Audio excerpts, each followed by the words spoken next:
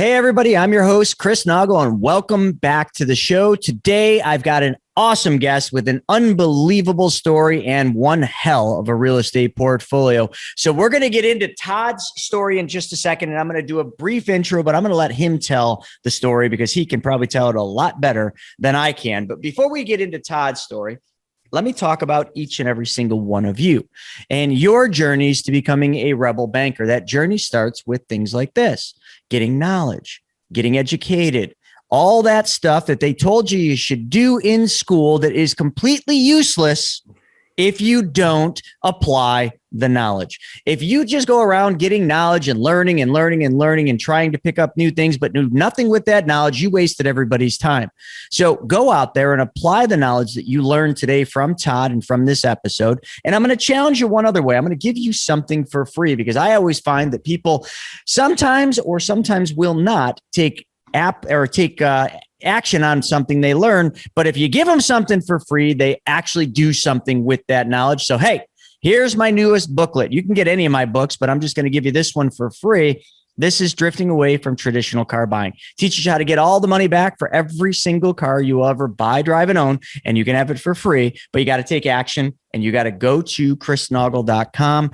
2 index swipes up and click on the Wealth webinar, and boom, we will send you the free book. No strings attached. So that is what application of knowledge looks like. Sometimes you get paid for applying knowledge. So Todd, we got a lot to talk about today. We got to talk about your flips. We got to talk about when you started in this business in 2008, because the whole thing was crashing down. Now, some would say that was a terrible time to get into real estate. I'm going to say pretty freaking smart to get in right when everything tanks and everything's cheap. But you started in the flipping game, which was kind of, different for me because I was thinking, all right, you're buying low, but there really wasn't much of a market to sell. So Todd, let's get into this. Let's talk a little bit about your company, which is Venture D Properties. You started it in 2008. And today, just so everybody knows, this guy's a player. Okay. He's bought and sold over $100 million in real estate, currently holds $85 million in rentals, in assisted living, and in commercial. So welcome to the show. Yeah, Chris, thanks for having me on. And we just closed on a building yesterday. So now we're over 100 million. So that's a big number, man. Big number. So, but yeah. It's great that you got over 100 million and you're doing all this stuff and you're absolutely crushing it. But what was your journey like? That's what I want to know. So let's go back to what you did before real estate, how you transitioned, and why you transitioned during the Great Recession. Yeah. Well, so I started off as a high school teacher. I wanted to change people's lives. And so I thought becoming a teacher was a natural fit, right? I'd work with the young people, mold their lives. And, I enjoyed parts of it. I really did enjoy working with the students. I really did not enjoy working with the administration and staff that mostly the administration that wouldn't allow me to do what I wanted to do at times, wouldn't allow me to discipline the way I wanted to discipline, take action the way I wanted to take action. And it was also, I wasn't creating something for myself, which is something I have a passion for. And I realized that after teaching a couple of years, I really had a passion for creating and not for just doing. And so that was the step out. That was me just trying to discover what next. And I did a lot of searching, a lot of thinking, thought about going back to school. That was the traditional. That's what do you do when you're like, hey, this isn't quite for me. You think I'm going to go back to school. I'm going to do something else. I'm glad I didn't do that. I'm glad a lot of people would have. A lot of people would have. I almost did. I thought about going back to school, becoming an architect. I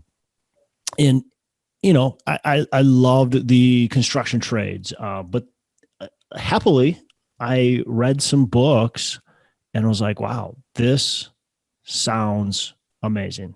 And this is something that I think I could do. And continue to read and devour books. Well, hold on. What were the books? You can't just say you read some books without telling us what books they were.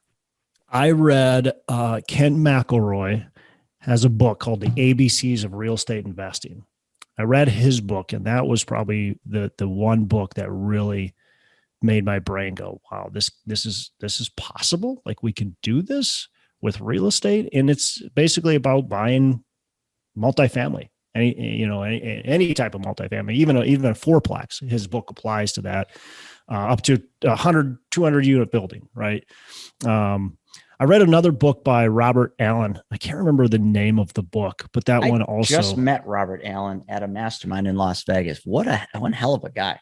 Yeah, what a guy. I mean, so yeah, and I wish I remembered the name of that book, and I can't. It always I should probably just look it up. He's got so many of them. Right, he's got so many. I'll let you go on that one now. On this journey where you're deciding what to do, I got to ask, how many people were in your ear telling you go back to school, like do the traditional things, and then you're telling them, no, I want to create something. I mean, did you have people that were close to you trying to like pull you back into the conformity of the just do what everybody else does? I didn't, because I didn't tell anybody. Because I was, smart. Well, it wasn't smart. It was just dumb luck. Smart looking back, but it was just that I was too embarrassed to tell anybody that I just went to school for 4 years. I taught for very little time. And all of a sudden I'm like, hey, I want to do something else. The only person I really told was my wife. And I would say, hey, I got to figure out what I'm going to do when I grow up, because this is not it. And she's always been super supportive. So if I decided to go back to school, she would have been all for it. If I, decided to join a rock band, she would have said, okay, become that's good. a pop dancer, whatever. You got to have that rock in your corner, man. And a lot of people don't have that. And I would tell anybody that doesn't have that one person that believes in them, that cheerleader, that unconditional one, time to start finding them, time to change things up and get that person in your life. Because without that person, it's hard to actually make a go of it, because you need one person saying, you got this. You can do this.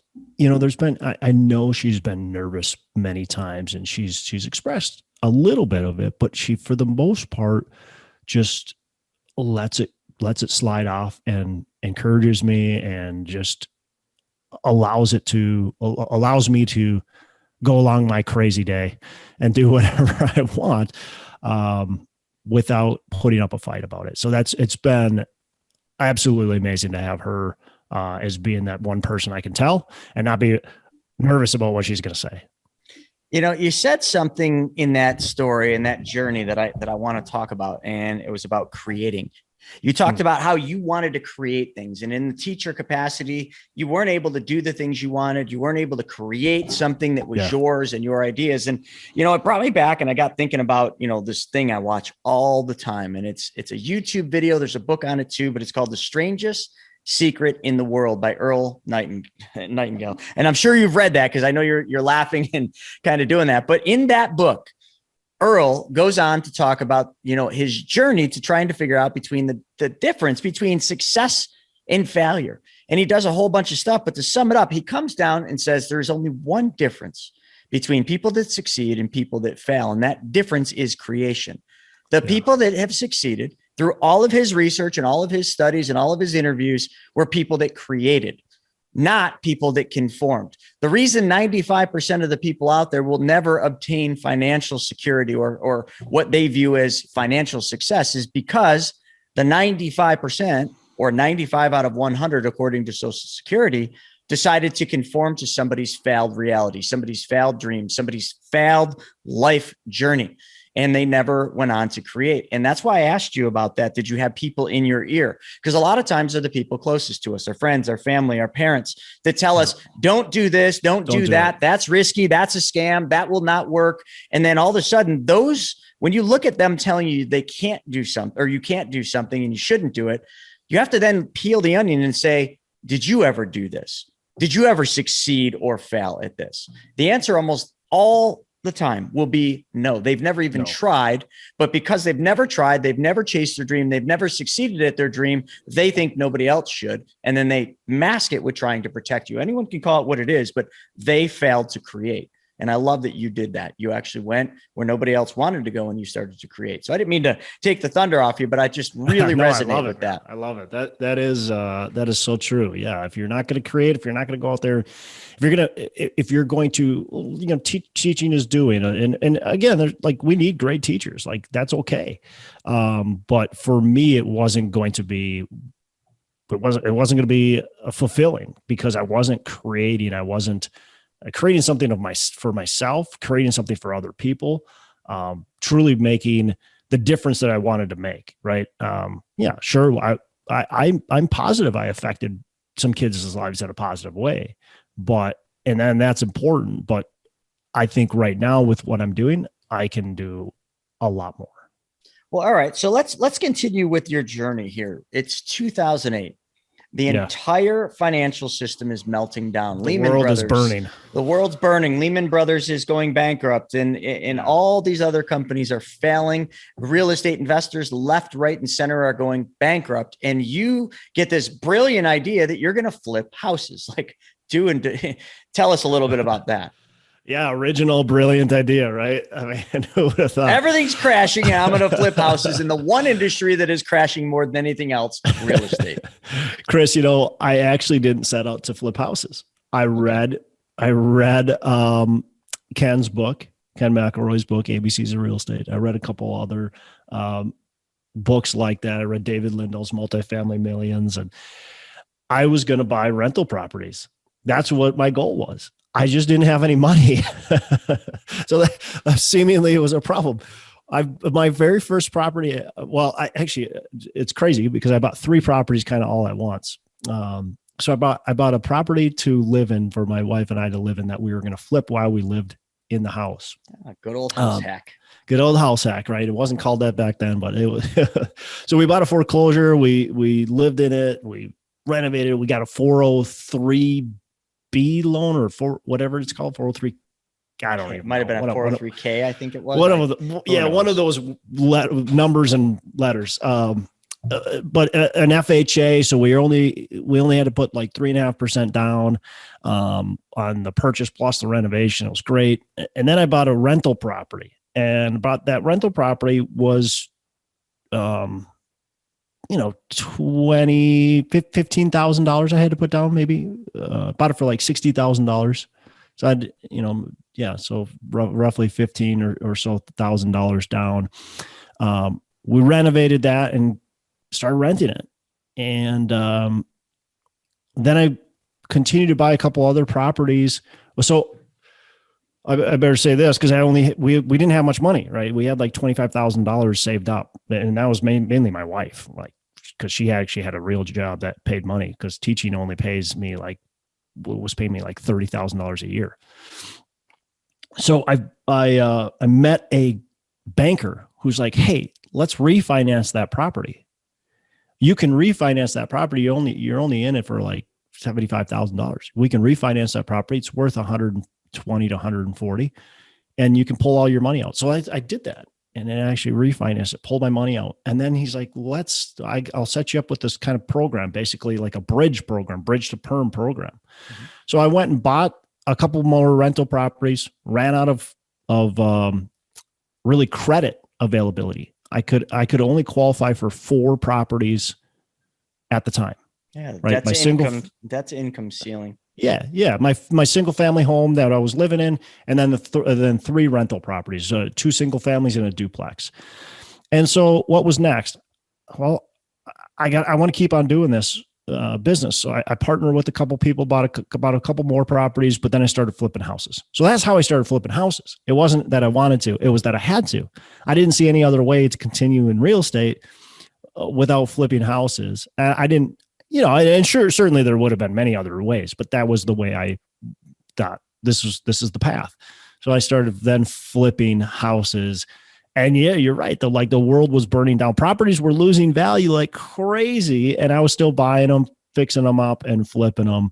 And it worked. We were able to create enough equity, have enough spread just to be able to flip. And then I would take those profits and I'd buy more rental properties. That's smart, man. Our story is kind of similar. I mean, I got into real estate in '06 and '07. And then I almost lost my ass in 2008, but I bought heavily from 2009 to 14. And I bought multifamilies just like you were. I did them in my personal name because the rate was less and it was just easier for me to articulate what was going on. And I got up to 36 units, which I think was like 7, maybe 8 units, like properties. And then all of a sudden the bank said no more. It's just same reason you hit that's income ceiling, which everybody will hit. The very rare ones will get 10 properties and then that's it in your personal name. We should have been doing that in our commercial name, but we probably just didn't understand. So I sold all mine because I got pinched by the bank. They froze my lines of credit. And then I started doing what you're doing with flipping houses. But yeah, my goal after that was not to flip houses to buy more rentals. My goal was like, I'm going to flip my way to being a millionaire and then I'm going to be the bank. Yeah. So it's interesting. I just like hearing the story because it's very similar. Yeah. So you're flipping. And I didn't realize you could go the commercial route until I actually had a flip that sold and got a really bad appraisal. The appraiser was out to prove the world. And so got a bad appraisal. And we decided, I'm like, let's see if I can rent this property. So I started calling banks. I called like 100 banks, found a couple that said, yeah, we can give you a commercial loan on that property. And that completely shifted my paradigm. So I was able to start buying rental properties again. For sure. Yeah. It's amazing how like that one little event leads us down that path to being like, holy crap, I didn't know this was around. Why didn't you tell me? Yeah, what a blessing that appraiser came along into my life, right? Yeah, one failure or one door closes, another one opens. Yeah, love it. That's great. So you started doing some burrs. Started doing burrs, yeah. Just we'd put the work into it, get it rented, and then refinance the money out. I mean, most of the properties that I own today, or all of my smaller properties that I owned or have owned, I had ended up no money down it, in the future, right? As we refinanced and started running the property. So that's awesome. So you started in '08. What year was this when you were kind of starting to figure some things out and getting, more rentals and building this back up? Yeah, probably didn't really start to snowball big time until about 2010. Okay. So 2010, still pretty early in the whole cycle. I mean, the world was still burning down in 2010. It was. Yeah. But you're going so hard that you're not thinking about that. And I'm taking the risk, but I'm not thinking about that. I'm focused, laser focused on building a business. I see the numbers and I don't really, quite frankly, I didn't really care what my building was worth. If I'm buying it for a rental, I don't care what it's worth in 2 years. People were saying it. You'd hear it all the time. The property values are going to keep going down. Even when they started going back up in like 2013, people are like, well, just wait. We're going to have a double dip recession. There's this shadow inventory. It's all coming back. And it's like, I don't really care. I'm making $500 a month on this single family house or $1,000 a month on this duplex or whatever it is. It's like, let it burn down. Like, I don't care because I'm making a bunch of money on the rents. I don't care what my building is worth. While you're doing this, did you have like income targets? Like, what were you striving for? So were you like saying, all right, this single family house is worth 500, this double's worth 1,000. I need X amount of these to hit a specific goal? Or were you just kind of just going at it and just, shotgun approach, whatever you hit, you went with? A little bit of both, I would say. I had, especially right away, I had pretty loose goals. I wanted to get to 1,000 units by the time I turned 40.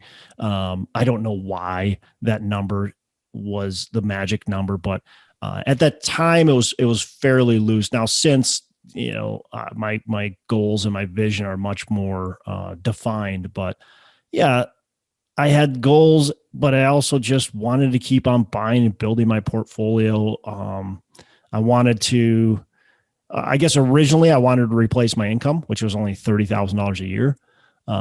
So that was my original goal, was to replace my income. Once I got to there, then I just wanted to keep on building. It's interesting. The teacher's salary was only $30,000. And then we wonder why we have problems with our education system. I wonder. Yeah. I mean, I quit teaching in 2010. So only 11 years ago. And I quit after 5 years of teaching. I was making $32,000 after 5 years of teaching.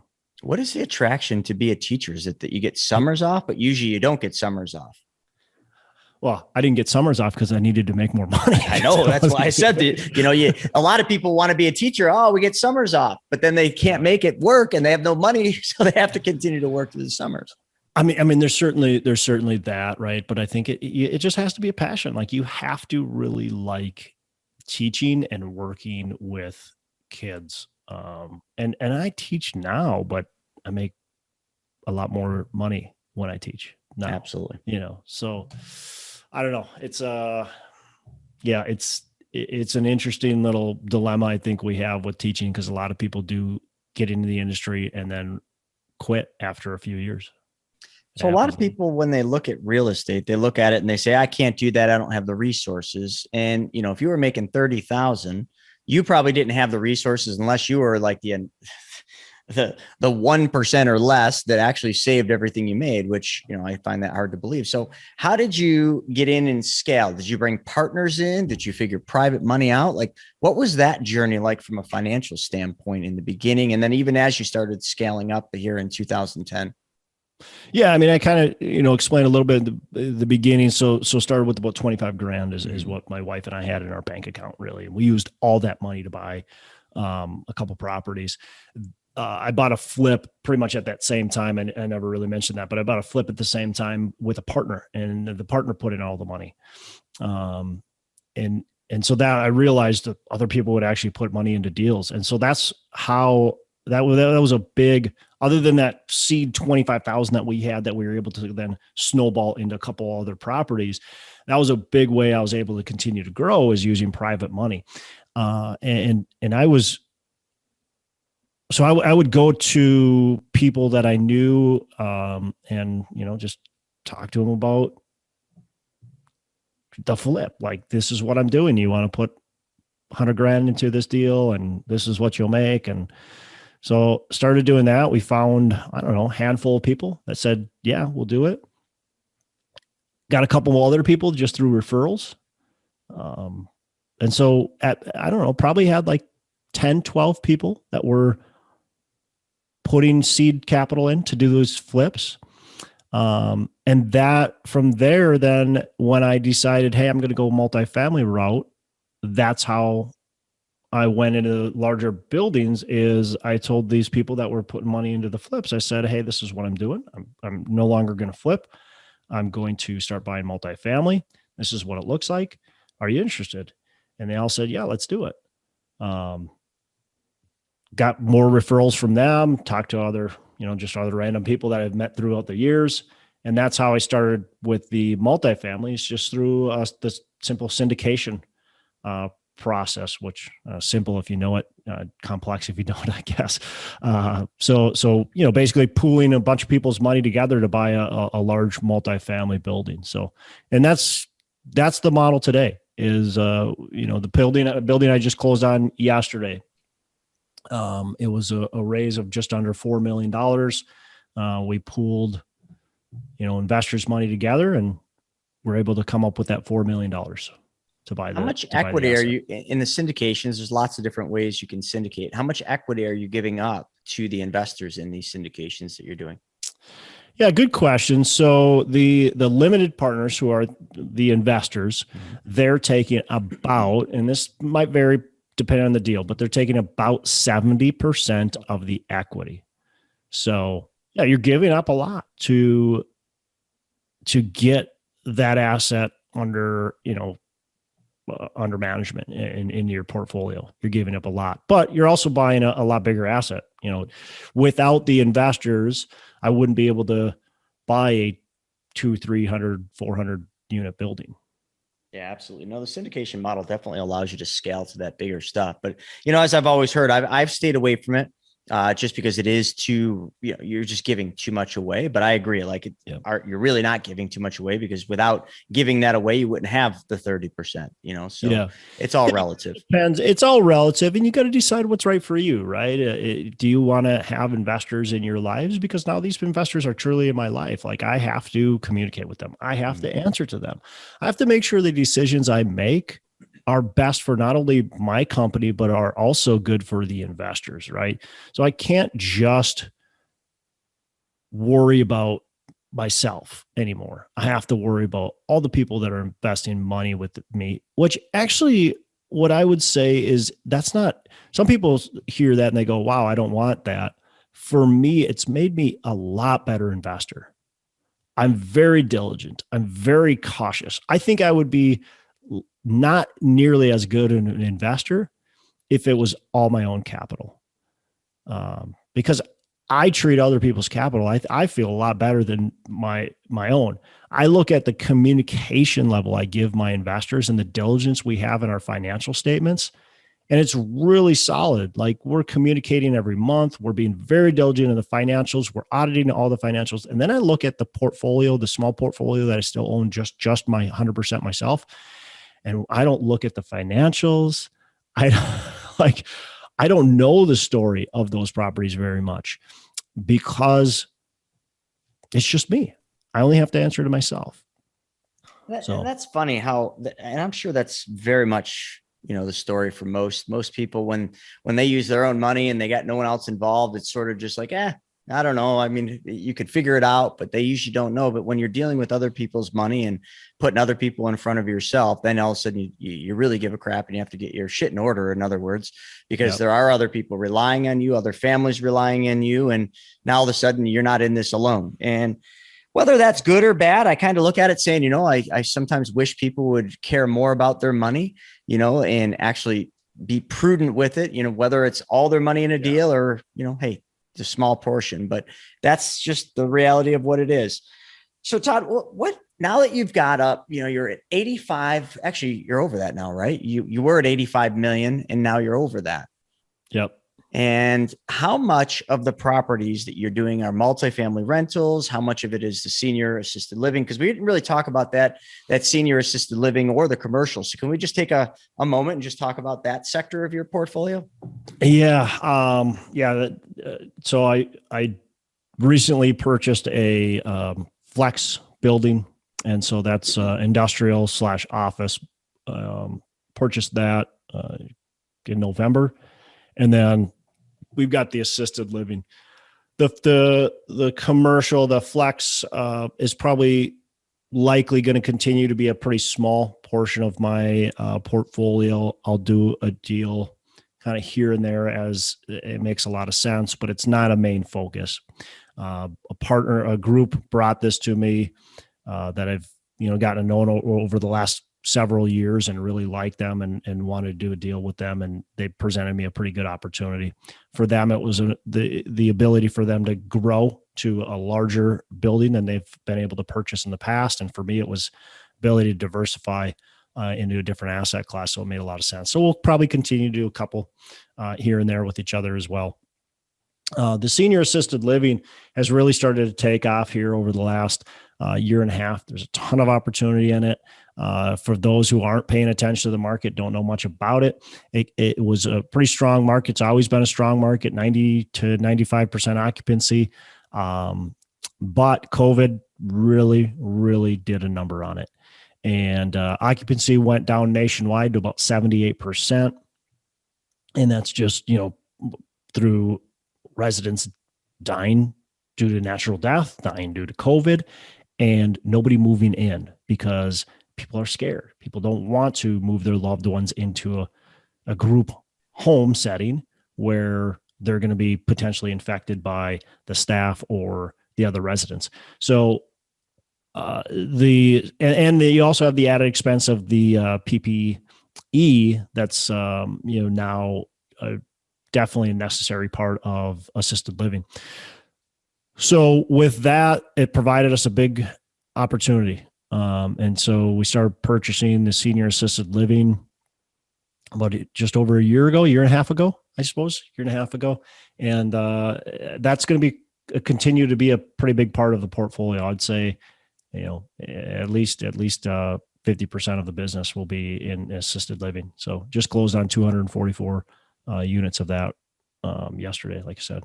Yeah, I think that's a great business model. I think it's a business model that you can be sure is not going to have any issues in the future, because we have an aging population that isn't getting any younger. And that's one certain in life, is that we all are going to get older and we all are going to graduate. So yeah, that's a great business. I've looked at it, and I knew that it was really, really tough for a lot of guys that were deep involved in it during COVID for those reasons, like people just didn't want their families in facilities like that. But, this will rebound, the smoke will clear. And I think that will become a very good asset class. But kind of like when you got into real estate, you got in the bottom, and I'm sure the pricing is, and the multiples or however they value the assisted living have come down a little bit, because a lot of those people got hurt hard during COVID. They might want to exit. So provides opportunities. Yeah. And that's exactly how I see it. I look at this as, maybe you can't compare it exactly to 2008 recession, because that was something doozy. Right. But it also has some of that, right? This is a market that's been strong forever, like I said, and all of a sudden you're buying these properties for 60 cents on the dollar, 70 cents on the dollar, sometimes even better discounts than that. We just bought a property for $850,000 that the seller, when they bought it back in 2015, I believe they bought it, and they purchased it for like 2.3 million. So we were able to get a massive discount on what they purchased it for. That's a really big discount. Yeah, and the appraisal already came in. The real estate alone is worth more than what we bought it for. So you just see, that's a one-off, right? It's not all like that, but you're seeing some good deals out there.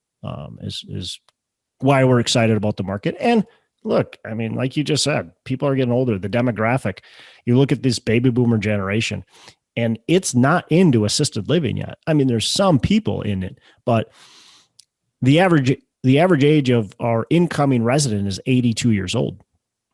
The oldest baby boomer is 74 right now. So they haven't even arrived into our assisted living. They're coming. And that aging population is going to increase by 50%. Yeah, they're coming in big waves. Yeah. So it's going to be very interesting. We have a real big shortfall of assisted living.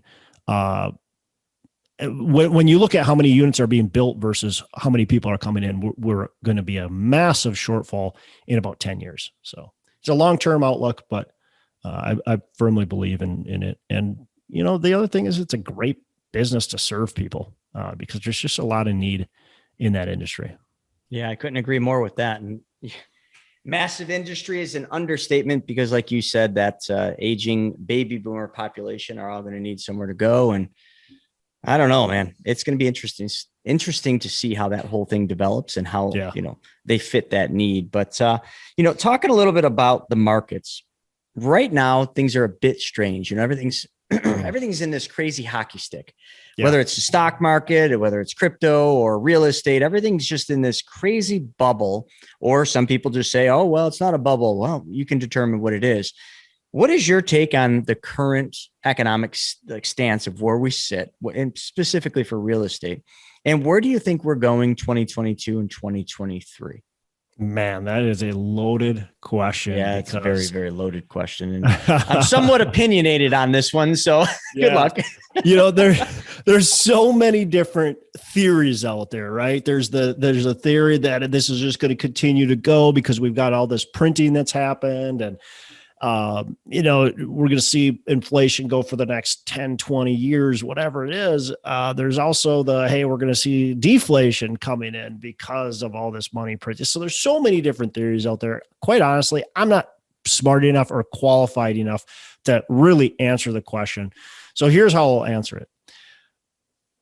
I am looking at properties and trying to focus on buying properties that have good, solid cash flow that I can have upside on my investment. So we're looking at properties that are basically underperforming that we can get to perform at a better level. We're looking for very well located properties. Because if you look back at any economic downturn, properties, real estate in good locations do the best. The bad locations have the highest vacancy rate. They see the biggest downturn. And so we're looking for well-located, cash flowing properties that have upside potential. That's what we're focused on. And we're looking for good debt on those properties as well. Debt and inflation are at a weird little world right now. I mean, you've got debt that's way cheaper than what the inflation rate is. That's an amazing thing if you're an investor to take advantage of those rates, lock in as long-term as you can. So that's kind of how we're looking at things. What's going to happen with the economy? Man, there's just so many things that could happen that I don't want to play that. I want to focus on my business and how can I grow it and how do we feel like we're protecting ourselves and our investors the best way? Yeah, no, I think you're doing the right things. I mean, the senior housing, the assisted living stuff will be probably just fine. And I think that you're focusing on the right things with focusing on cash flow and rents, because no matter what the value of the property does, that's your main underlying risk, is the price of properties is just so high. Is it going to stay there? And some people say yes, because of the demand and, millennials, there's not enough homes because home builders haven't been building enough. There's a 3 million, I think it's 3 million, maybe it's 30 million home shortage. So, I mean, all those things. But if you play the game for cash flow and you're very consistent on how you're running your numbers, you're not speculating on rents going up, over and over and over again, then I think most people could weather any storm that comes to real estate. Even if the real estate dropped 30, 40, 50% in value, it wouldn't matter because the cash flow would continue to come in. People will always need a place to live, more so now than ever. So rentals aren't going anywhere. But I think where the people that, are making massive mistakes are the people that are flipping right now. It's 2006 and 2007. Kind of similar type of thing where people are jumping into that because they think, there's so much money to be made. And it's a lot of speculation in the wholesalers and everything. So I just throw caution to the wind as much as I can to the people that aren't playing the game the right way, that are buying into this market thinking that the pricing is going to keep going up and they're going to make that appreciation. If you're playing the appreciation game right now, you're going to get burned badly. Actually, just look back to 2006 and 2007 to kind of get a picture of what your life will look like after this thing unfolds, which we can't ever predict when that's going to be because of the printing. So I like how you played that and how you explained that. Just play the rental game, play the income game, and be consistent, with your locations, because there's never going to come a time where real estate isn't going to be, in my opinion, I think real estate's the greatest investment of all time, always will be, always has been. But, I think a lot of people just don't play real estate and the strategies the proper way. So I like that. Chris, one of my philosophies when I was flipping was, can I buy this property, renovate it, and get a loan on it, 75% LTV, and break even on the rental or make money?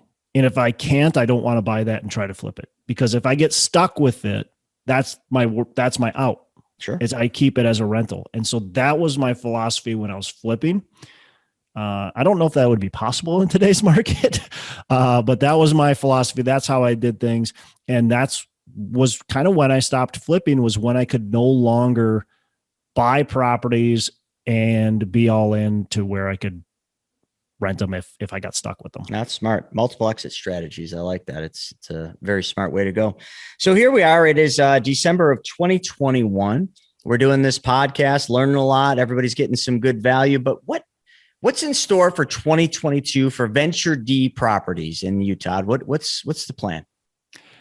I mean, we're continuing to expand. I think we're going to be pretty aggressive on the assisted living just because of the opportunity that's out there. I see this as a fairly short window overall. Well, the Fed just made an announcement. So yeah, it's probably going to be a lot shorter than some people hope.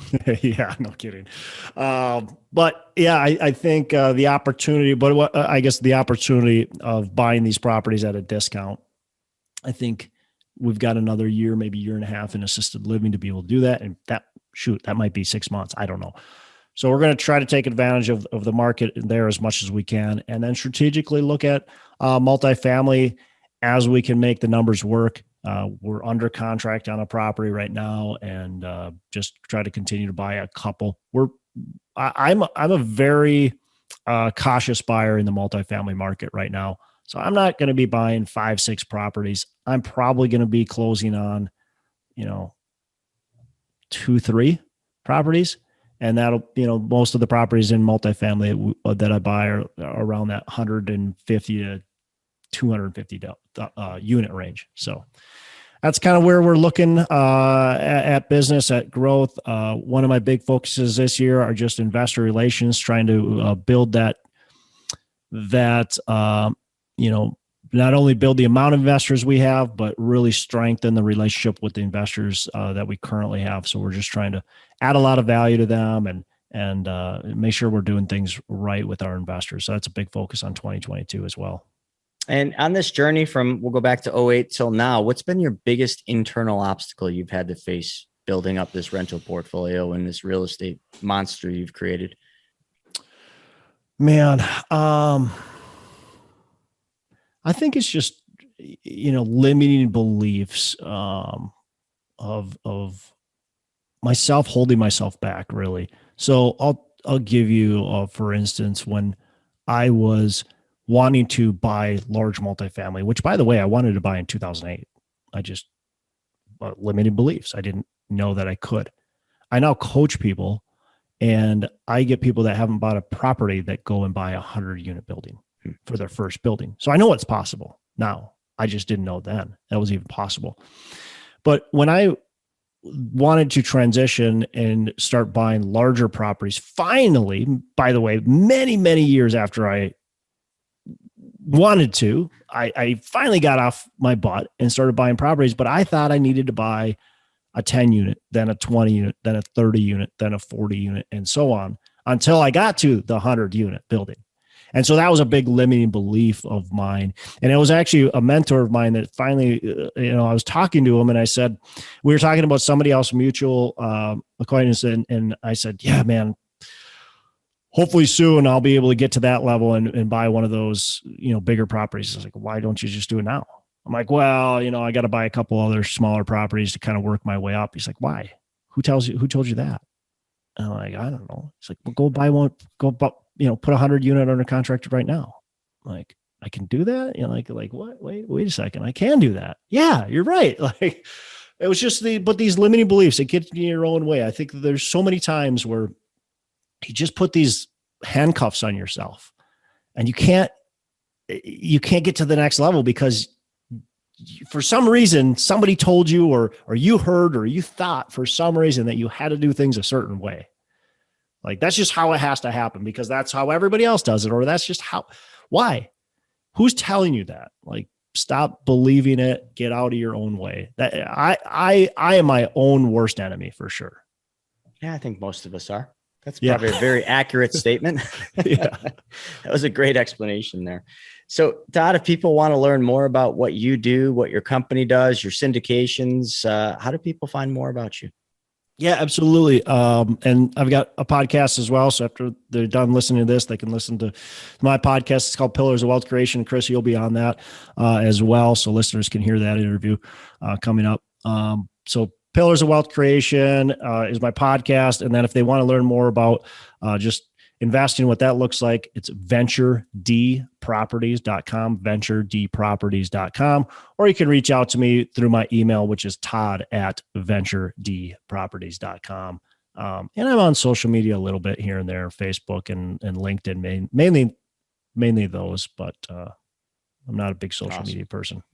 So folks, check out his podcast, check out, all the stuff he's got going on. It sounds like he does a little bit of coaching. If any of you are looking for that, we didn't really get into there, but if you search him online, you punch in his name, Todd Dexheimer, you will figure it all out yourself. I think sometimes the best kind of people are the ones that seek the knowledge they're looking for. Todd, thank you for joining us today. It's been a real honor having you on the show. And I hope some of the people that were listening to this take some freaking action and go out there and apply this knowledge and do something to change your life and also solve a whole bunch of people's problems in the process. Until next time, we'll see you guys later.